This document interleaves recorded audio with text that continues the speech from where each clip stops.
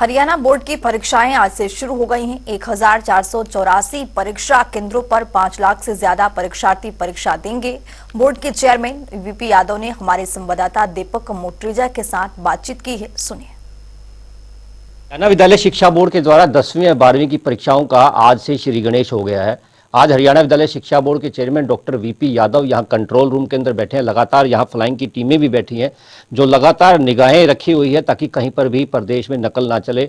इसके लिए बोर्ड ने प्रॉपर तरीके से सारी तैयारियां कर रखी हैं। हालांकि इस बार फ्लाइंग जो है वो कम की है क्योंकि फ्लाइंग की वजह से काफ़ी दिक्कतों का सामना बोर्ड को करना पड़ता था, क्योंकि उसमें न केवल खर्चे ज़्यादा होते थे वहीं बच्चे भी ज़्यादा डिस्टर्ब होते थे। लेकिन इस बार जो है स्थिति दूसरी टाइप की है। आज हम बात करेंगे डॉक्टर वीपी यादव से। सर, किस तरह की व्यवस्थाएं हैं आज इस प्रकार से श्री गणेश जो है वो एग्जाम का किया गया?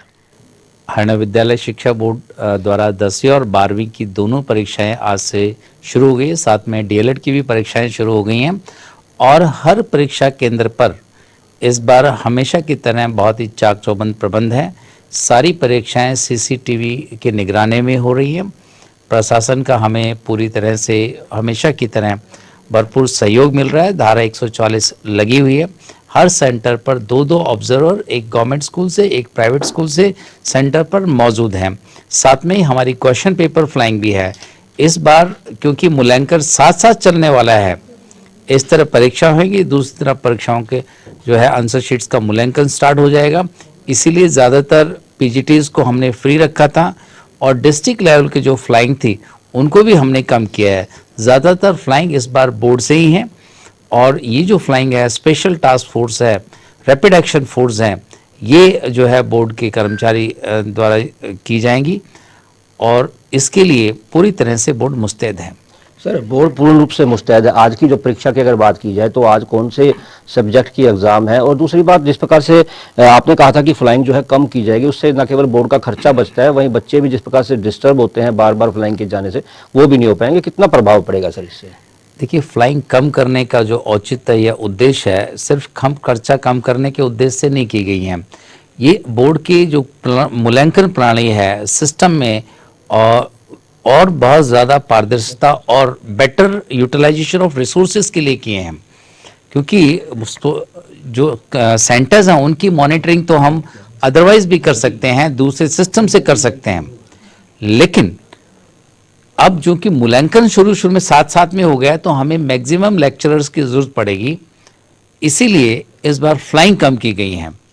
खर्चा बटेगा, ट्रांसपोर्टेशन कम होगा, ये तो एक अनदर एस्पेक्ट है, लेकिन बात यह है कि मात्र एफिशिएंसी कम नहीं होनी चाहिए, पारदर्शिता कम नहीं होनी चाहिए, इसलिए जो है फ्लाइंग्स को कम किया गया है। सर, दूसरी बात जो है आज जो परीक्षाएं हैं 10वीं में 12वीं की, 10वीं की कितने जो परीक्षा केंद्र बनाए गए हैं और 12वीं के लिए कितने परीक्षा केंद्र बनाए गए हैं, और जो एग्जाम है वो किस चीज़ का है सर? आज देखिए, आज ज़्यादातर एग्जामिनेशन वोकेशनल सब्जेक्ट्स के हैं, जिसके अंदर और कुछ लैंग्वेजेस हैं जो कॉमनली ले ली जाती है, जैसे पंजाबी है, इंफॉर्मेशन टेक्नोलॉजी है।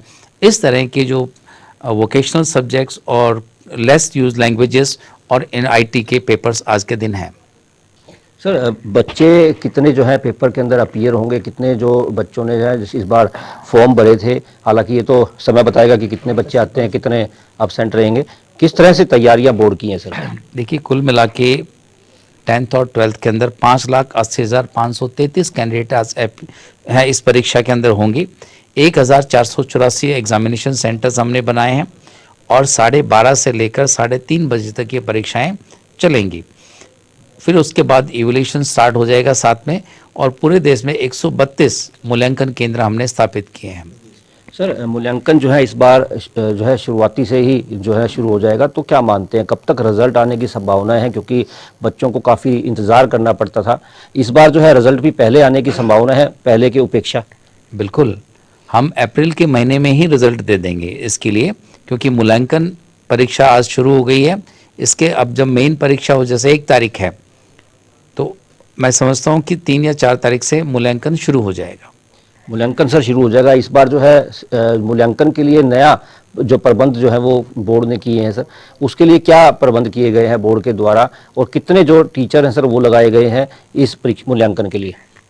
देखिए, हमेशा पहले तो मूल्यांकन शुरू होने से पहले हमारे यहाँ आंसर शीट्स स्कैन होगी। बहुत बड़ा स्कैनिंग सेंटर हमने यहाँ पर लगाया है, जहाँ पर मान के चलिए 1200 के करीब स्कैनर्स हैं और कम से कम 2 लाख की आंसर शीट्स पर डे यहाँ स्कैन की जाएंगी और उसके बाद तुरंत अगले दिन उनको सर्वर पर अपलोड कर दिया जाएगा। और जितने भी इवेल्यूटर्स हैं 550 के इवेल्यूटर्स हमने पिछले बार ट्रेन किए थे और जिन जिन की ड्यूटी के लिए उनको एक दिन पहले ट्रेनिंग दी जाएगी और ट्रेनिंग पश्चात फिर उनका इवोल्यूशन काम शुरू होगा। कुल मिला के हमें 7,500 के करीब जो है इवेल्यूटर्स या मूल्यांकन के लिए जो लेक्चरर्स की आवश्यकता पड़ेगी, टीजीटीज पीजीटीज की आवश्यकता पड़ेगी, जिसको हम इसलिए हमने बहुत सारे पीजीटीज को इस बार ड्यूटी पर न रखकर, उनकी फ्लाइंग ड्यूटी न लगाकर, एग्जामिनेशन में ड्यूटी न लगाकर उनको मूल्यांकन के लिए हमने फ्री रखा है। सर, धारा 144 की भी बात आती है, क्योंकि नकल जो है ना चले, ग्रामीण क्षेत्रों की बात करें या शहरी क्षेत्र की बात की जाए। पहले देखने में आता था कि जो बोर्ड के जो सेंटर होते थे उनके ऊपर से जो है काफ़ी सारे लोग जो है कूद करके नकल डाला करते थे। हालांकि इस बार ऐसी स्थिति नहीं है, लेकिन फिर भी किस प्रकार की धाराएं जो है वो लगाई गई हैं प्रशासन के जरिए, किस प्रकार के से आप लोगों ने उन्हें कहा है? सर, सरकार का माननीय मुख्यमंत्री जी को, शिक्षा मंत्री जी को, चीफ सेक्रेटरी साहबान को, जितने भी हमारे जिलाधिकारी हैं या डिप्टी कमिश्नर हैं, सुप्रिटेंडेंट ऑफ पुलिस हैं, सबको मेरी तरफ से अर्धसार्किक पत्र गया हुआ है और जमे कैसे की तरह उनका पूरा सहयोग हमें मिल रहा है। धारा 144 लगा दी गई है, पुलिस का भी पूरी तरह से हर सेंटर बंदोबस्त किया गया हुआ है। और साथ में बताना चाहूँगा, जब से हमने QR कोड और अल्फान्यूमेरिक कोड लगाए थे क्वेश्चन पेपर के अंदर, उसके बाद पूरे प्रदेश में कहीं से भी कोई क्वेश्चन पेपर आउट नहीं होता। और आउट ना होने का सबसे बड़ा फ़ायदा ये हुआ है कि भीड़ इकट्ठी नहीं होती, भीड़ गायब हो चुकी है और बहुत ही कॉन्फिडेंशियल पारदर्शिता से इस पर परीक्षाएं आयोजित की जा रही हैं। बिल्कुल, ये थे डॉक्टर VP यादव, जिनका कहना था कि पारदर्शिता से जो है एग्जाम जो है वो करवाए जा रहे हैं, नकल रहित परीक्षा होगी, जिसके लिए धारा 144 भी पूरे प्रदेश भर के अंदर जहां एग्जाम सेंटर हैं वहां पर लगाई गई है। आपको बता दें कि हरियाणा विद्यालय शिक्षा बोर्ड का ये चेयरमैन का कमरा है, जहां पर फ्लाइंग्स जो है वो यहाँ पर बैठी हैं, पूर्ण रूप से स्क्वाड है, ताकि कोई भी किसी प्रकार की दिक्कत ना हो, नकल किसी भी प्रदेश में कहीं पर भी ना हो। सारी तमाम व्यवस्थाएं हरियाणा विद्यालय शिक्षा बोर्ड ने की है।